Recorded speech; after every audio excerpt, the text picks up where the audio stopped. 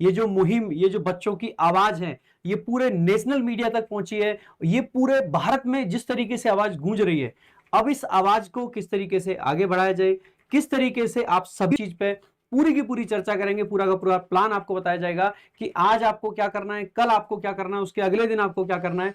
हर एक चीज पर बड़े डिटेल में आपको बताएंगे और आपकी आवाज पहुंचेगी, ऊपर तक जाएगी और सुनी भी जाएगी, इस बात की पूरी गारंटी है।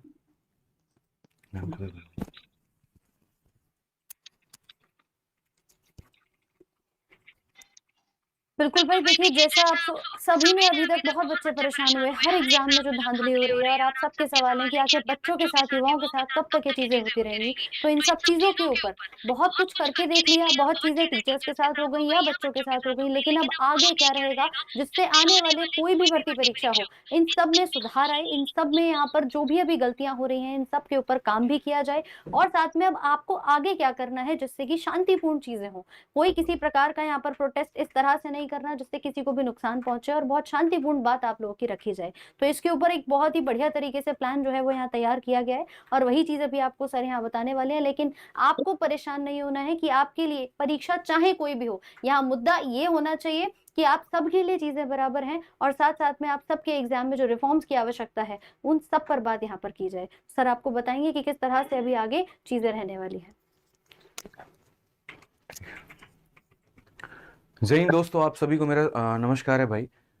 तो जैसे कि पिछले कुछ दिनों में आप लोगों ने देखा है कि किस तरीके से एसएससी में हजारों कमियां निकल करके सामने आई हैं, रेलवे में हजारों कमियां निकल करके सामने आई हैं, और अलग अलग राज्यों के जो परीक्षाएं हो रही हैं उनकी व्यवस्था कितनी लचर है यहाँ पे।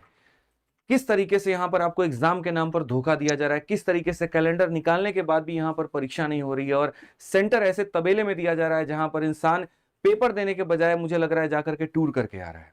भारत के अलग अलग राज्यों में आपको भ्रमण कराया जा रहा है। उसके ऊपर में तमाम तरह की बातें हम सारे के सारे कर चुके हैं। क्या लचर व्यवस्था इस सिस्टम की, हम उसके बारे में भी आपको बता चुके हैं। महीने भर से हम लोग बहुत शांतिपूर्ण तरीके से हम लोगों ने ट्वीट भी किया, सरकार को अपनी बात पहुंचाई, लोकल एमपी एमएलए डीएम हम सब ने उनको ज्ञापन भी दी, बातें भी की, लेकिन कहीं पर दूर दूर तक पूरे देश में उसके खिलाफ कोई भी सुनवाई नहीं हुई। एक सरकार की नोटिस नहीं आई, एक एसएससी की तरफ से कोई नोटिस नहीं आया, कहीं पर डीओपीटी मिनिस्टर साहब के माध्यम से एक ट्वीट तक नहीं आया कि हाँ ये गलत हो रहा है, हम इसके ऊपर में कहीं पर भी कोई भी संज्ञान लेते हैं।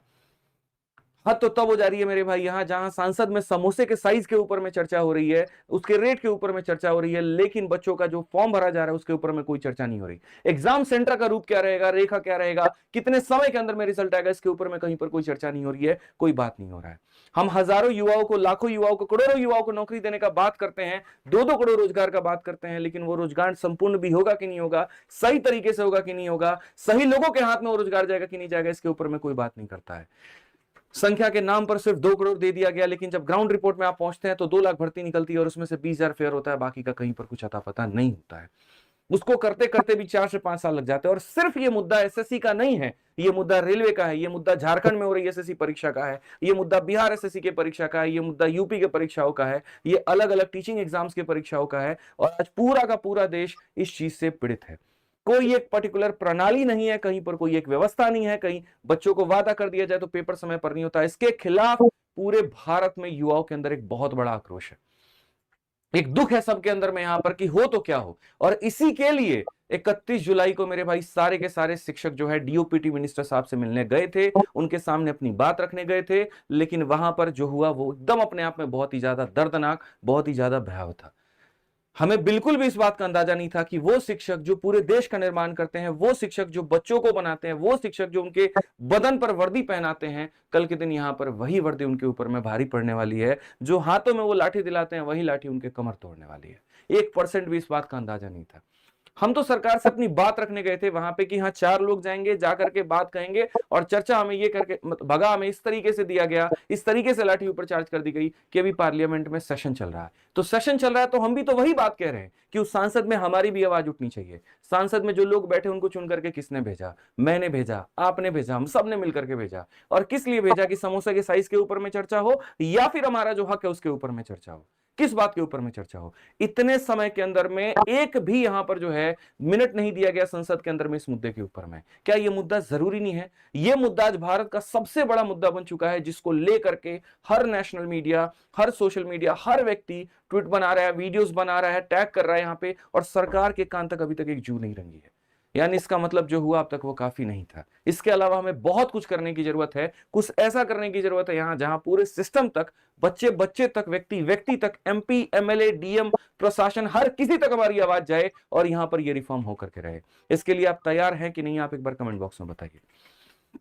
बिल्कुल मेरे भाई, पूरे एजुकेशन सिस्टम में रिफॉर्म करने की जरूरत है, बहुत जरूरत है यहां, क्योंकि आज आप एसएससी को सुधारोगे, रेलवे बिगड़ा पड़ा है। रेलवे को सुधारने जाओगे, स्टेट एग्जाम बिगड़े पड़े हैं। और जिस तरीके से हम लोग हैं, हमारा आज क्या, या तो ये कह दे सरकार हम नहीं देने वाले कोई सरकारी नौकरी, नहीं निकालने वाले हम कोई वैकेंसी, हमें कोई इंटरेस्ट नहीं, हम नहीं बोलेंगे। लेकिन अगर आपने यहां पर वादा किया, आपने कैलेंडर दिया वहां पे, तो ये बच्चे का हक बनता है, वो फॉर्म भरेगा, वो तैयारी करेगा, वो समय अपना झकझोरेगा उसके अंदर में, और उसके बाद आपसे एक फेयर एग्जाम सिस्टम की डिमांड करेगा। उसने ये कभी नहीं कहा कि उसके कमरे में एसी लगा करके दो, उसने ये कभी नहीं कहा हमें जाने के लिए हवाई जहाज की टिकट करा करके दो। हमारा सिर्फ इतना कहना है कि जो हमारी परीक्षाएं होती हैं सही समय पर हो, सही तरीके से हो, फेयर सिस्टम हो यहां, और एक हकदार व्यक्ति को वो नौकरी मिले।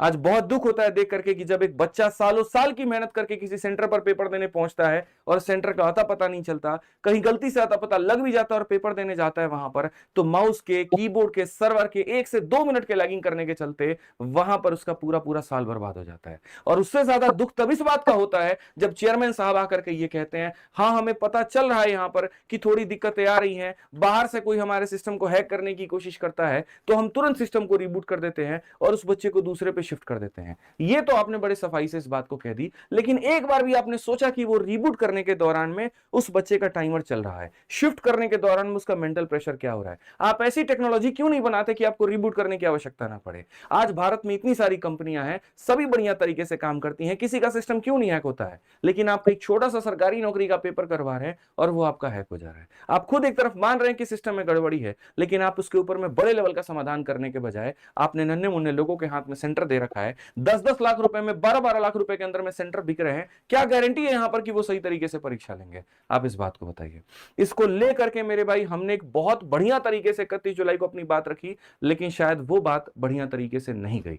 हाँ, इस बात का फायदा जरूर हुआ कि पूरे देश में पूरी मीडिया ने हर बात को कवर किया, हर एक शिक्षक को मौका मिला अपनी बात को रखने का, और मैं सभी शिक्षकों का बहुत ज्यादा शुक्रगुजार हूं कि एक बुलावे पर वो पूरे भारत में हर जगह से आए, चाहे वो पटना से आए, वो प्रयागराज से आए, जयपुर से आए, राजस्थान से आए, और आकर के बच्चों के हित के बारे में उन्होंने सोचा। मैं उन शिक्षकों का नमन करता हूं जिनके हाथ में चोट आई, पैर में चोट आई, सर पर चोट आई, लेकिन उसके बाद भी उनके अंदर से सिर्फ और सिर्फ दर्द की बजाय आवाज एक आ रही थी कि एसएससी सिस्टम चेंज करो, एसएससी चोर है, सुधारो अपने आप को, एग्जाम रिफॉर्म लेकर के आओ। डीओपीडी मिनिस्टर साहब से बार बार मिलने की बात हो रही थी, लेकिन कहीं पर भी ऐसा नहीं हुआ। अब बच्चों, हम सभी के पास में यहां पर एक ऐसा वक्त आया है जहां हमें इसे बहुत बड़े लेवल पर लेकर जाना है, जहां हमें सरकार के हर एक व्यक्ति तक अपनी इस बात को पहुंचाना है, और इसके लिए चंद बातें मैंने आप लोगों के लिए लिखी है।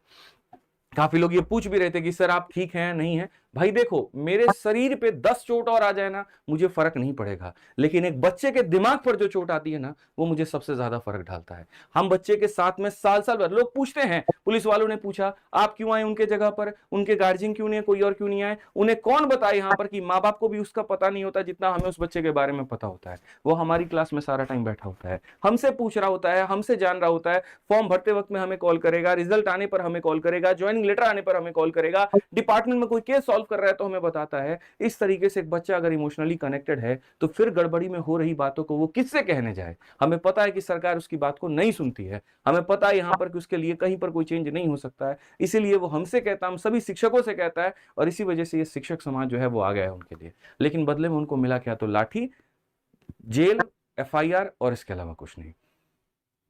तो आज मैं पूरे देश में सभी लोगों से यह बात कहना चाहता हूं कि अगले 2 मिनट में मैं आपको जो सारी बातें बताने वाला हूं उसको देखिए, क्योंकि ये बातें बहुत जरूरी हैं, हमें ये करना पड़ेगा ताकि हम पूरे भारत में रिफॉर्म लेकर के आ पाएं। जिसमें से सबसे पहली बात हमारी ये है कि हमने कुछ डेट डिसाइड किए हैं, उस डेट पर हमने कुछ इवेंट डिसाइड किए हैं, और वो इवेंट आपको करना, और सिर्फ मेरे सहयोग से ही नहीं हुआ है, इसमें काफी सारे लोगों की मदद लगी है, सभी शिक्षकों का मिलकर के यहाँ पर सहयोग लिया गया है, सभी से मिलकर के मीटिंग लेकर के ये तय किया गया है। सभी यूट्यूबर्स हो गए, टेलीग्राम ग्रुप हो गए जो रन करते हैं, जो अलग अलग एप्लीकेशन रन करते हैं, अलग अलग राज्य के जो शिक्षक रन करते हैं, उन सभी के सहयोग से आकर के हम लोग कुछ निष्कर्ष पर पहुंचे हैं। और इसके लिए मेरा सभी लोगों से रिक्वेस्ट है, सभी शिक्षकों से रिक्वेस्ट है, सभी बच्चों से रिक्वेस्ट है कि इसको अब ट्रेंडिंग हमें बनाना है। देखिए, एक दिन आप कोई काम करते हैं और उसके बाद में आप शांत हो जाते हैं तो यकीन मानिए आपको रिजल्ट कभी भी नहीं मिलेगा, इस तरीके से रिफॉर्म कभी भी नहीं आएगा। सरकार भी यही चाहती थी कि तुम तांडव करने आ रहे हो, हम 10 तरीके लगा करके तुमको रोक देंगे, और यही हुआ कि आपको बसों में भर करके अलग अलग जगह पर छोड़ा गया ताकि यह मुद्दा शांत किया जा सके।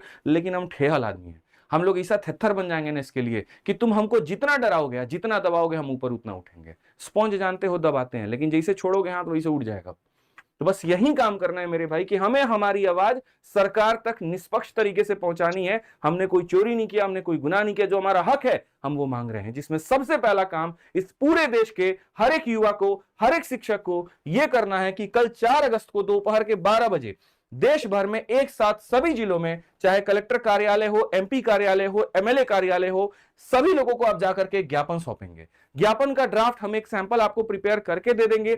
आप उसमें थोड़ा बहुत चेंजेस करके आप अपने डीएम साहब को भेज सकते हैं, अपने एमपी साहब को भेज सकते हैं, अपने एमएलए साहब को भेज सकते हैं। उसमें आप अपने पर्टिकुलर तरीके से एग्जाम के बारे में गलतियां या जो रिफॉर्म आप चाहते हैं, जो धांधलियां हो रही हैं, उसको पूरा बढ़िया तरीके से लिख करके भेजें। यह मुद्दा सिर्फ एसएससी का नहीं है, यह मुद्दा सिर्फ रेलवे का नहीं है, यह मुद्दा सिर्फ स्टेट एग्जाम का नहीं है, यह मुद्दा हर एक परीक्षा का है।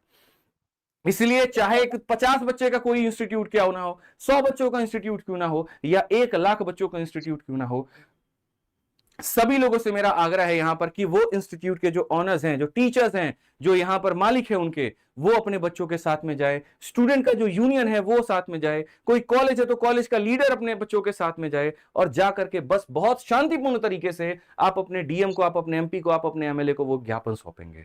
फॉर्मेट मैं यहां पर जो है एक तैयार करके आपको दे दूंगा, डिस्क्रिप्शन में उसका लिंक होगा, और आप उस लिंक पर क्लिक करके मेरे भाई आप यहां पर उसको डाउनलोड कर लीजिएगा, पहुंचेगा। उसके बाद में क्या करना है, इसकी वीडियो बनानी है, और वीडियो बना करके इस हैशटैग के माध्यम से आपको अलग अलग जगह पर ट्रेंड करना है। मैं आपको बताता हूं ये क्यों किया जा रहा है। देखिए, आज का जो जमाना है वो ऑनलाइन का है।